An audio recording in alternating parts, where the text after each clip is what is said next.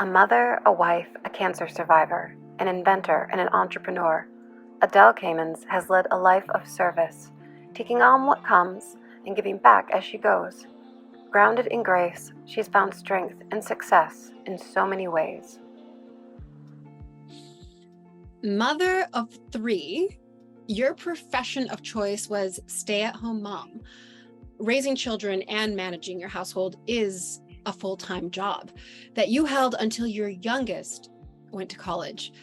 Love for you to share. This is something a lot of women wrestle with, to stay at home, to not stay home. Love for you to share, Adele, your pros and cons as a stay-at-home mom. Okay, well, I absolutely loved being a stay-at-home mom, felt very fortunate that I was able to do it. I was a high school English teacher, but this was the early 60s, and the school system in which I was teaching, you could not be visibly pregnant and teach in high school because it would give the children ideas. My kids laugh when I tell them that. I said, this was the early 60s, it was not now. So we decided, I taught a few years, then got pregnant. We decided I would be a stay-at-home mom, which I really love because my husband manufactured women's sportswear. So I would go to apparel shows with him and I would help him with samples and that. And I always volunteered at school as room mother, worked in, well, now it's the media center, then it was called the library. Would help when they were in high school. I used to want to go help in the cafeteria because, if you're in school, you see, the teachers, you see who your kids are with. So I always liked that. When they were real young, I had a good friend who lived a few blocks away. So we tried like at least once a week to get together. She had 3 kids similar in ages, get together with the kids, watch them play. And we would say, okay, 30 minutes, we're having an adult conversation, politics, news, a book we had both read. We had a mini 2-person book club, just because you needed, I guess the downside is sometimes you feel like there's no adult conversation. And then my husband did travel, as a clothing salesman, etc. So we traveled during the week a lot. When he was home, I would always try once a week. On Friday was our lunch date day. So I try to get a sitter and we go out to lunch and have a real date. Like, actually have, I know you have kids, so you understand this, a meal with an adult conversation. So I loved being a stay-at-home mom. It, became impossible to get away with though when everybody was in college or beyond.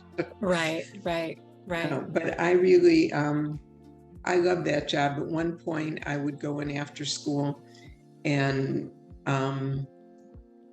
teach non-Native Americans, English and different things like that. And I knew someone who had helped us with cleaning, who had been an accountant in Brazil, but her English was not great. And one day she said to me, why do Americans only eat in their cars? I said, I don't know what you mean. She said, well, they go to McDonald's and do they eat all meals in their cars? So I said, no. I said, you need to come over in some afternoon, like once a week or something. And she said, I really want to, be an accountant again, but my English is not good. I said, oh, I can help you with that. So she would come over once a week and I'd go teach her English and things like that. So I always found things to do as a volunteer. I had grown up in an environment where I have an older brother, my parents taught my brother and me that everyone has the responsibility to give back. And so my parents volunteered. So I just assumed, well, that's what everybody does. You just volunteer. Right. So that was, part of it. And I was very fortunate that we could afford for me to stay home. So that was great. I love that job. Highly recommend it. It is a good one for sure. So, as mothers, we will agree that it's really hard when your kid gets sick. And as mothers, we will also agree that it's hard to be sick. in your case, Adele, especially when that condition is cancer. So the survivor you are, you beat cancer not once, not twice, 3 times. Would love for you just to share what that journey was like for you, and also the strength that you found along the way. Well, the first one was breast cancer, discovered. I told my gynecologist, he saved my life twice by catching breast and ovarian cancer early. The first one was found on my first mammogram when I was 41. My husband was out of town. I did not tell him on the phone. My gynecologist called me and said, there's something I don't like on your mammogram. You need to come in. We need to talk about this. So he wanted me to go see some. I waited till my husband got home, but I did meet him as he pulled into the garage. And, Right. But I had superb medical care. My husband and my kids were great. It had not spread outside of the breast. It was called in situ. So I had what they called a modified radical mastectomy, which I think is a terrible term, and I'm sure they've probably improved upon that now. And reconstruction, which then you could not, now they do it at the same time, they have for years. When I had it done, you had to be 6 months past, your mastectomy surgery. So I had reconstruction, but I needed blood during the reconstruction, and they gave me the gift of hepatitis C in the blood transfusion. Oh. So then I had to do a drug study to get rid of that, but that was fine. I mean, I was done. I said, I'm cured. We're done here. Except then about 15 years later, my same gynecologist didn't like something, and we did some tests, and it turned out that I had ovarian cancer. This one was a little more difficult because this one involved chemotherapy. Now, everybody talks about the horrible side effects of chemotherapy, and there are some that are rather unpleasant, or there were then. And I know they've changed the drugs, and everything keeps improving and changing. But I had done a lot of work with Reach to Recovery from the American Cancer Society. I had acted as a volunteer, visited patients. I taught trained volunteers, and I'd started with someone else a breast reconstruction program. So then diagnosed with ovarian, but the best side effect of ovarian cancer is that I'm still here. I mean, that was a really positive side effect. So I said, okay, you need to think about this, and you need to come up with some coping mechanisms. So the first thing I thought was, well, the only thing you can change about what's already happened is your attitude. So change your attitude and get over it. The next thing was, I decided that I would only let myself cry in the shower when I was doing chemo, because it was private. You could be as loud as you want, nobody knew. You could be as angry as you want, get it over with, and be done. I will admit there were a few days I took more than one shower, but that worked for me. And I also liked to play mind games with myself. I would say, okay, I'm getting this chemo. There are channels in my body that is sending the chemo to any malignant cells and getting them. And once it gets them, there are steel walls in my body that are just killing them and taking them away, which on an intellectual level, I knew this was all my imagination, but emotionally it was fine for me. So I was good. I used to get the chemo in the hospital. You had to go and get your blood checked, make sure your white cells were high enough to get them, yada, yada. And then check in. And then my oncologist would come and talk to me, which was nice. But I had a girlfriend who would come visit me with trash magazines, funny hats, and make me laugh and sit there for a couple of hours. And I wouldn't let them start the chemo at night. It went through you for 24 hours till my husband was there, and he held my hand when they started the chemo. My kids would come and visit. I mean, it was great. My sons both offered to shave their heads so they'd be bald like me. I said, you are not shaving your heads. That's fine. So, and then later I had thyroid cancer, but that, I did radioactive iodine for that twice. And then, but that was cured fine. So I've given 3 times. I'm not doing it anymore. I've had a discussion with whoever is in charge, started by thanking him or her for helping me get through them. Said I'm grateful, but don't send anything else because I'm sending it back. I'm done. Right, So, right. you know, I mean, obviously I was lucky that I survived, but I think you have to, obviously it was the medicine, the medical care that let me survive, but I think you have to have an attitude that you want to push also. You can't just say, okay, I'm going to let this ruin me, because if it does, you can't change it anyhow, but maybe you can change your attitude while you're doing it. Right. So, Exactly. Controlling what you can. And yeah. right. And then, You know, wow. I mean, you know what they say, perspective is the only thing that can change the results without altering the facts. So you just have to go with it. Yes. And that is so powerful. That will change the results without altering the facts. And that is profound. And I mean, the power, especially when people feel like they're so powerless at times, to Right. realize you always have the power of your perspective. And that's something that no disease can hinder, that no person can take away from you. That's yours to own. Yeah. It's awesome. Well, you can always have the power to smile. I mean, sometimes I used to kid my husband when I was going in for chemo. I'm left-handed. So I'd say, okay, honey, you can start lining up righties. And he would get very angry with me. And then I'd come home and I'd say, okay, cancel the righty.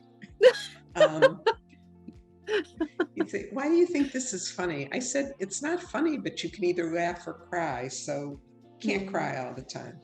That's right. That's right. That's a very But I good am point. a good crier. Well, that's important. It's important. Tears are antifreeze for the soul. So embrace them, I say. You know, so after battling and beating cancer, you fought something else, GERD. So let's talk about this. You fought it. You found a win in finding a solution for yourself. You founded the company with a product that you invented and patented. I love this story because we've spoke before, you've shared the story, but love for you to share with everyone the story of Slant and how that began. Okay, in 2000, I was congested, I had a sore throat, and I started losing my voice. So I bought an over-the-counter decongestant, drank hot tea. Nothing changed. So I got scared. At this point, I was a survivor of breast and ovarian cancer. And I said, I don't want to have, you know, right away, the first thing that came into my head was throat cancer. I said, I'm not doing that. So I said, I think I have a strep throat. Went to see my internist. Internist said, no, you don't have a strep throat. You probably have some reflux, but you need to go see an ear, nose, and throat doctor. So I went to an ear, nose, and throat doctor who said, you have reflux. I said, no, I don't. I never have heartburn. He said, silent reflux. You don't have to have heartburn. You need to see a gastroenterologist. So I went to the gastroenterologist, same thing. You have reflux. I said, okay, that's a great diagnosis compared to, you know, my original bad thought. I said, what do I do? So he gave me a prescription, which he said, you know, you'll need to take this for, I don't know, it was 2 weeks, or this was in 2000, you know, 22 years ago. So, and then he said, you need to sleep on a wedge pillow that will elevate your head and your upper torso. It needs to be long enough to go below your waist, because you can't put anything on your stomach, pressure on your stomach. It makes reflux worse. I said, great, where do I get the pillow? The answer was, I don't know. So I went home and I got on the internet, but there wasn't a lot in 2000. I felt like Goldilocks. This one was too high, this one was too low, this one was too short. So I looked around some more. At that point, our younger son, who is now a physician, was doing an internship. I said, okay, Mark, send me to some obscure medical sites. So he said, no, Mom, it's gravity. You know, acid goes up your esophagus, blah, blah, blah. I said, okay, everybody had the same suggestion. Your head needs to be elevated 6 to 8 inches on an even plane, long enough to support you through the torso. I said, okay, I can't find that. I guess I'll have to find somebody to make one for me. So my husband said, one of our neighbors manufactures bed pillows, throw pillows. He said, call him. I'm sure he'll be able to get you a piece of foam and cut it. So I called him. I said, I need a piece of foam, 7 inches high at the top, 24 inches wide, between 30 and 32 inches long. Can you do that for me? He said, yeah, why do you need it? I told him. He said, well, lots of people ask me if I have an acid reflux wedge. I said, can you make one for me? He did. Within 3 days, I could feel the difference. Wow. You know, that my throat felt better. It was great. So I was telling a friend who had reflux, her husband had sleep apnea. She said, can you get me a couple? I said, okay. So eventually, and I told my gastroenterologist, he asked me if I could get some samples for him. We had 80 samples out there, and my husband was going to retire in a few years, ready to retire in a few years. I was 60. I said, what am I going to do all day besides help my husband? And then if he retires, I said, no kids at home, no grandkids, what am I going to do all day? So I said to my husband, I think we have a business. He said, okay. So we came up with the name Slant, trademarked the name. I researched what you need to do to have an online business, how to take credit cards, fulfillment, all of this. And I had a friend whose son was working in technology, and he was very technically oriented. Called him, asked him if he could write a website. And he said, sure, what for? We talked about it. Well, an hour after the MedSlant website went up, we got our first order. I was hooked. I said, oh my gosh, somebody really bought this. I was so excited. I said to my husband, we have a business. We sold one wedge. He said, great. Okay. A good friend suggested, she said, wow, how are these people contacting you if they have a question or something? I said, well, we had, an address and everything. She said, you need to get an 800 number. So I got an 800 number, put that phone on my desk, right next to my other phone, would answer the phone. At that point, a lot of people wanted to order things on the phone because they didn't think it was safe to put their credit card in the computer, which of course was more safe. But, this was at the beginning of all of that. But so we already had it folding. We had it in a travel bag so you could take it with us. And then we got a patent on it because there were no other folding wedges. And I learned a lot of things, but we decided that our mission statement and our goals were the same. We wanted to make a quality product made in the United States, sell it at a fair price, and provide excellent customer service. And that was it. And when you're in charge, you get to make the rules. Right. So we made the rules. Domestic foam is what's called closed cell foam. Offshore foam is open cell. I mean, they're different things.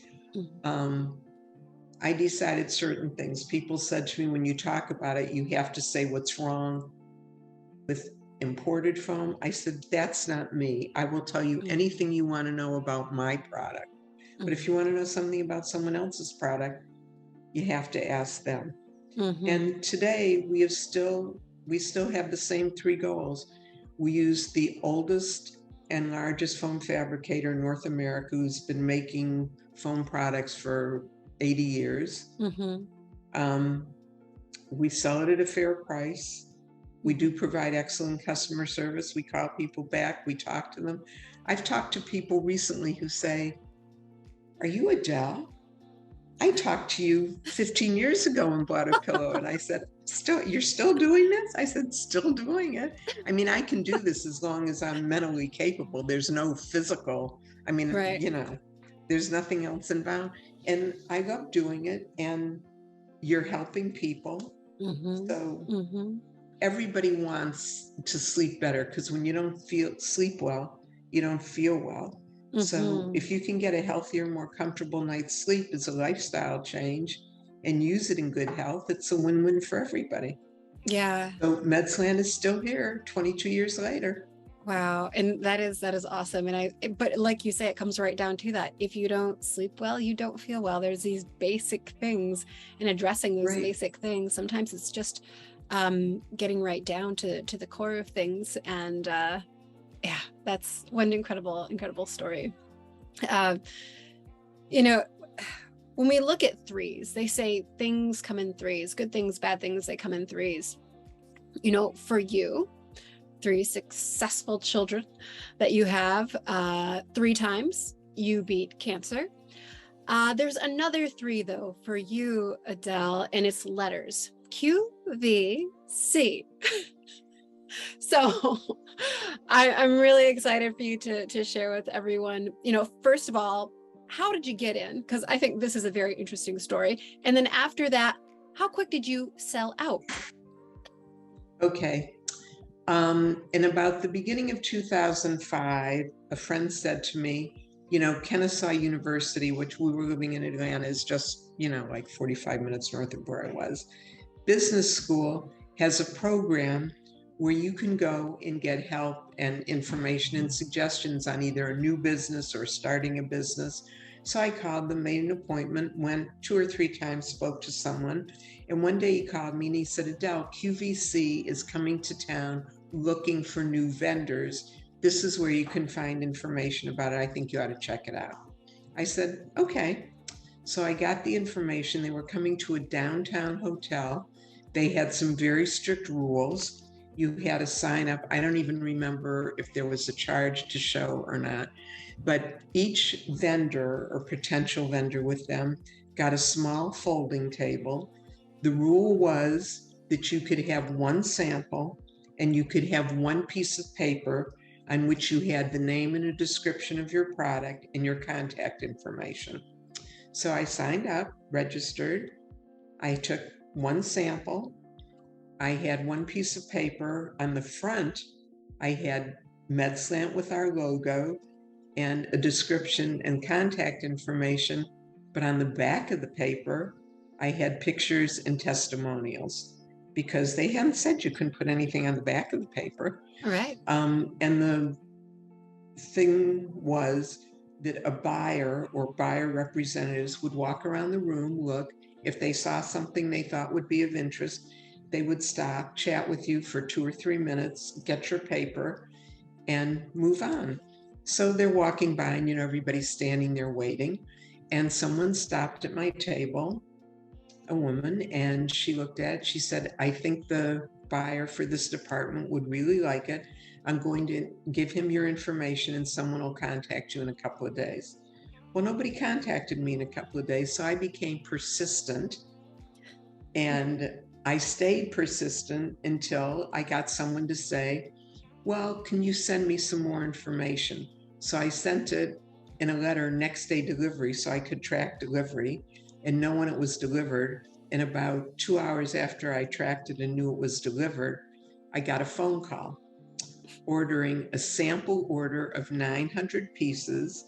And they said, does this date work for you? We'll give you 20 minutes at midnight. And QVC has hosts and hostesses, but as you know, there's a representative from the company if you want to. So I said, okay, the representative will be me. And then you had to go to QVC at first. I thought midnight is great. People who have reflux don't sleep well. I said, midnight's a good time. You had to go to QVC. You had to take some classes online. You had to learn their rules, etc. So we get to QVC. We had 20 minutes. We sold out in 7 minutes. I was beyond excited. So the next morning, I'm at the airport waiting for my flight coming home. It was like 8 o'clock in the morning. Get a phone call from the buyer with another order, this time, a non-sample, a bigger order, wanting to know how soon they could get delivery. I said, well, I have to call my foam fabricator. But so I called them back. And we sold out every order. We had about 4 or 5 orders after that. Every order we sold out in less time than they gave us. And we got lots of good feedback, but then, they had said, we're working on the next order, and the next order didn't come. So I called, and I was told that there was a new buyer who wanted to source his own products, not use products the previous buyer had sourced. So that was the end of QVC.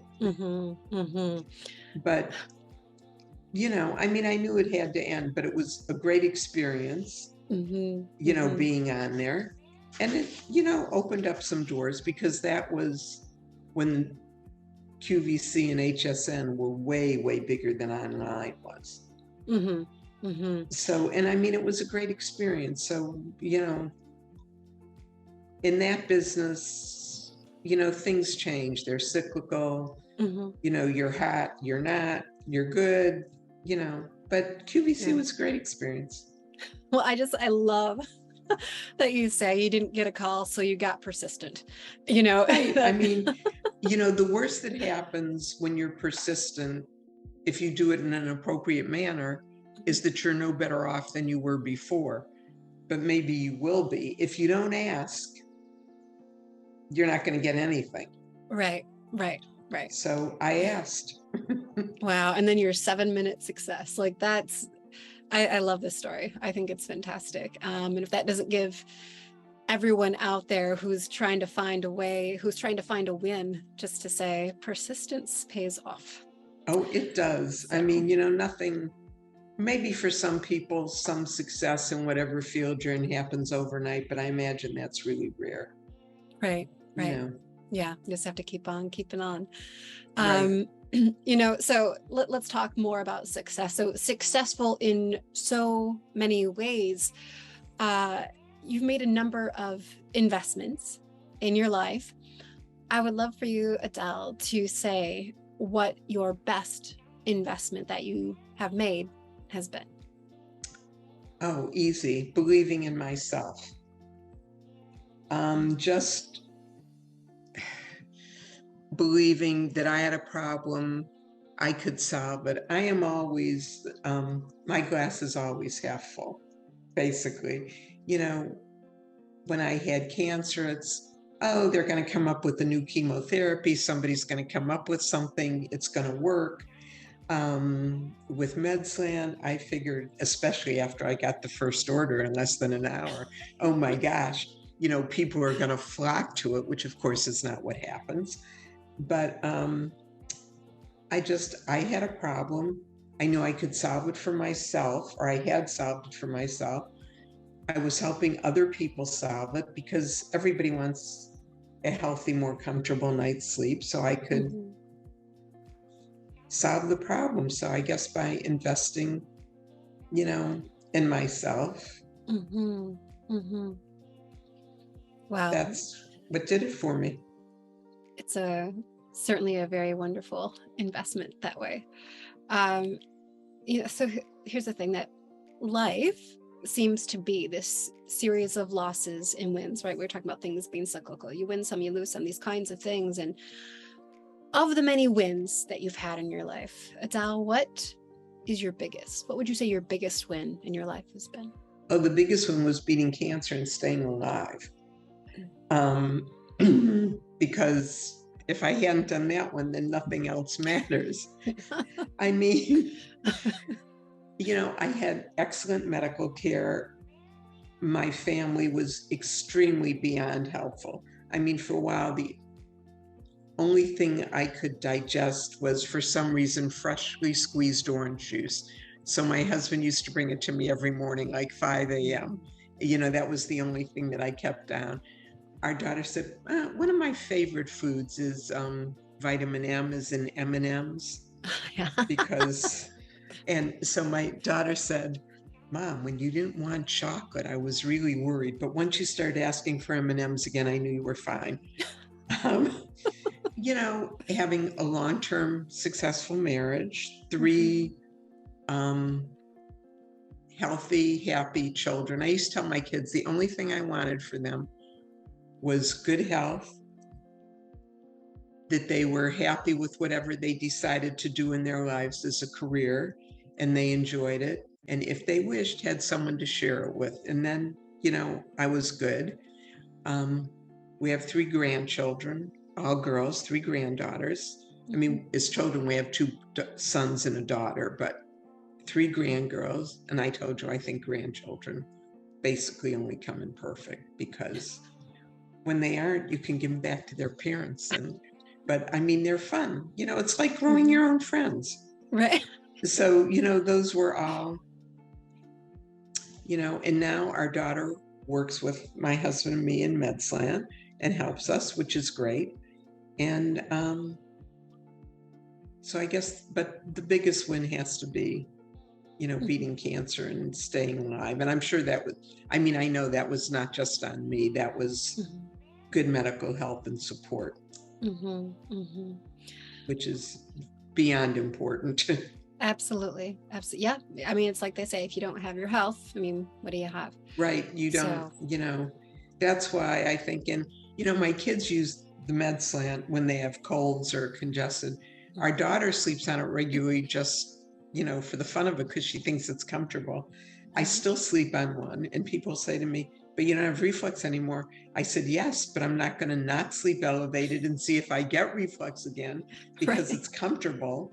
And, you just get used to it. But, everybody does what works for them. Well, I can't thank you enough for just these stories, not only what you share, but how you share it. What an incredible life. Again, just so much success as a mom, as an entrepreneur, as a strong woman who, despite all the difficulties, has come out with a smile, a beautiful smile. And thank you. Just thank you so much. The goal, as you get older, you will understand that the goal is to be able to take care of yourself for as long as you have. So, I go to the gym, I work out with people way younger than I am. So, of course, the weights I lift are not as heavy. I'm not as fast as they are, but what difference does it make? One of the persons in this class I take twice a week just graduated from nursing school. So I'm 60 years older than she is. So, the other day she said, no, I'm going to do this with you. We're doing it the same. I said, well, it's not the same. The weights are a little, but it doesn't matter. Your only competition is yourself. I'll keep doing this. I enjoy doing it. So I'll just keep doing it as long as I can. Well, keep rocking it like you do. And thank you. Again, that smile of yours just makes your stories all the more powerful and meaningful. And I just can't thank you enough for taking the time to share yourself and your stories with us, and for making all of us just become a bit more aware now. Thank you so much, Adele. Oh, thank you, Ellie. And I'm so glad our mutual friend introduced us, because it's great just talking to you and knowing you. So thank you very much. I appreciate it. Thank you so much. Thanks.